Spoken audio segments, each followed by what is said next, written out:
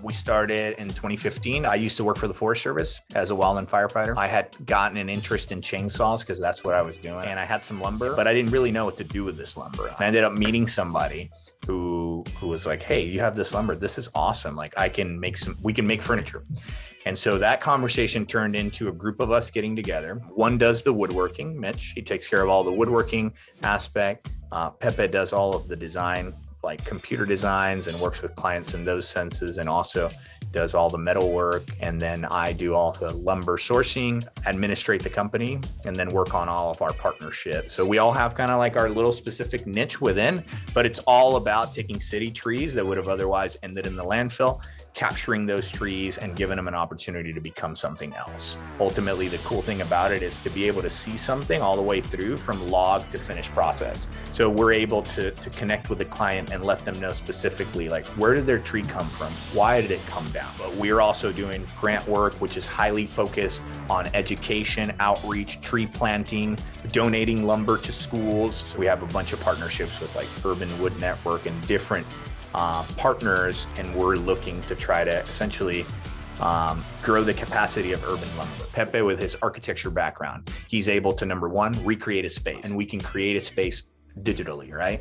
And then the piece of furniture can also be designed digitally.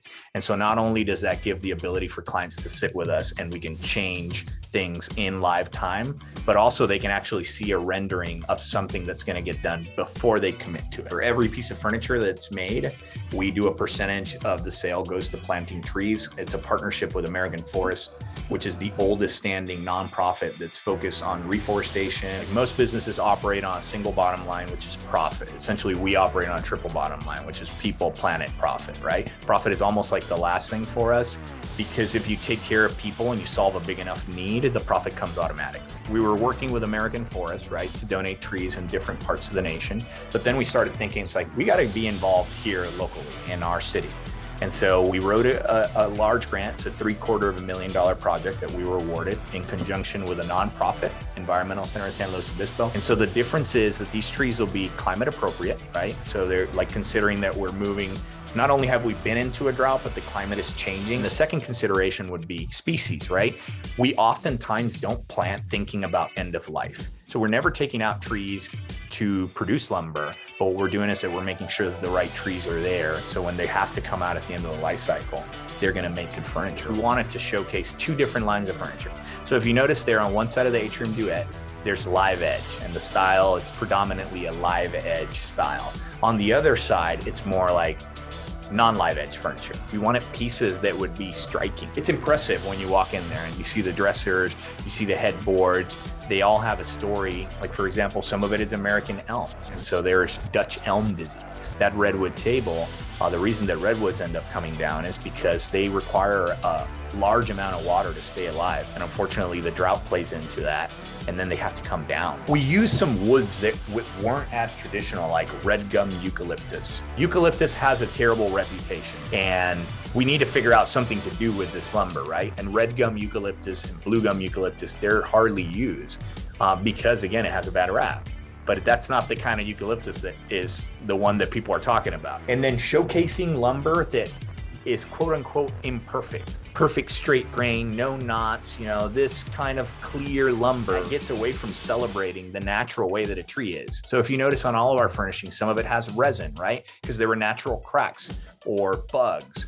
The beds, they have cavities within. And so that's celebrating nature. So that cookie, it does have an interesting story. We had just gone to grab the lumber and we were unloading it. And unfortunately, that one piece rolled off the trailer. And when it hit the ground, it split into two. We always knew that we could, piece it together with resin, but it just didn't look good. So then what was done was it was cracked in two other places. That way we can use it as part of the design. And that's what urban lumber lends itself to. If you had a perfect piece with perfect grain and this and that, something happens to it, you have less leeway. I've been partnered with us West Coast Arborists for a while. So we created partnerships with them through certain conferences and events that we went to. And then sharing information back and forth and doing business back and forth. Half of the lumber was donated from them. And sometimes we'll go down there, and if we don't have the lumber that a client's looking for a particular job, we have partners that do what we do. And so where are we going to go get the lumber? We want to get it from one of our partners.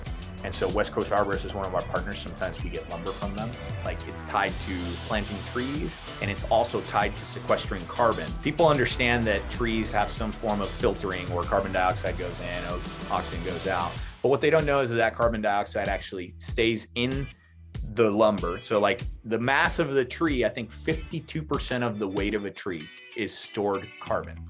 So as it essentially filters this carbon through the lifetime, it's not like it disappears, it then becomes the mass of the tree. And so when these things end up in landfills or on a field, decomposing over time, all of the stored carbon goes right back into the environment. We're lowering emissions by creating furniture that's made with salvaged lumber, because we're storing the carbon for a longer period of time. The resin that we use is no VOC.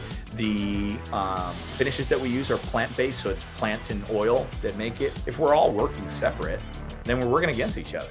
I look at it as the more information we share as a whole, the better we make our product. The better we make our product, the quicker it gets accepted in the market, the more people that buy it, the more business we all do, right? So the rising tide raises all ships is the most important. You don't have to be an enormous conglomerate to make a change. Think globally, act locally, that kind of a thing. You can make an impact and seek to make an impact.